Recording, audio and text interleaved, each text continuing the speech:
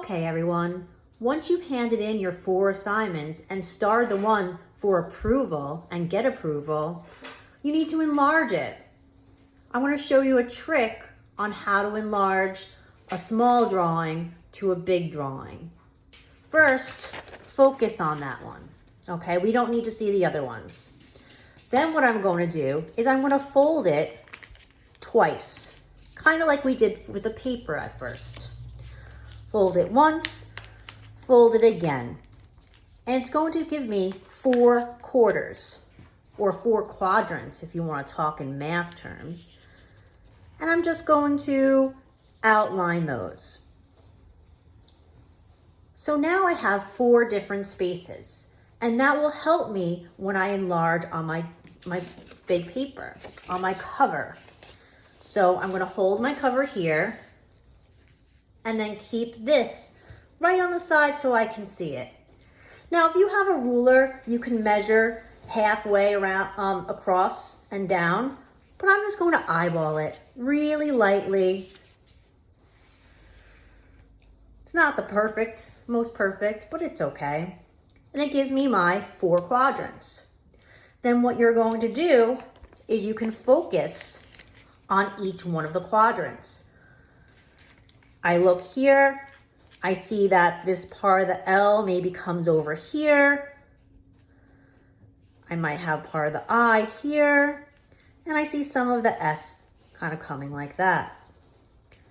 I might deal with my other objects later, and I see what else is on here now. See what's happening? My I comes down. My S is coming up like this. I might make it a little bigger. There we go. See how we're doing this? Now I do this. Bring the S over here. This, I just see a little bit of that right now. I see a good amount of the A. See some of that triangle, right? Open that up.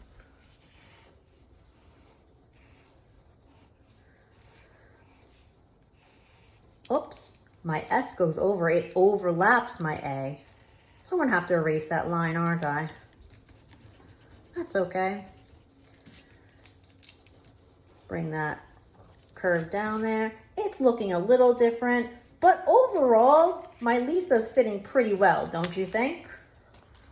Yeah? Try and make it fit there. Then what I'm going to do is I'm going to start drawing my objects. When you're just kind of adding your objects in, make sure you are going to be looking at a reference. Right now, I'm not. I'm just kind of placing them. But when I want to start adding details, I'm going to do that.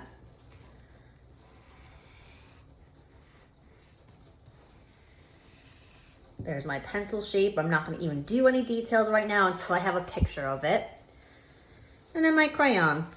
Now my crayon, if I look again, I see just a little bit of it coming down like that.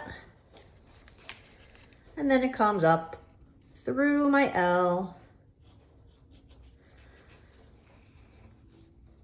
And again, I really need to be looking at a reference when I'm drawing. Little squiggle. That squiggle helps to add movement. Remember, we want angles and movement.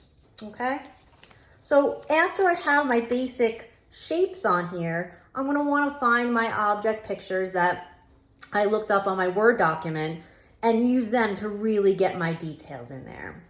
Any questions, please send me a chat in Teams, and good luck.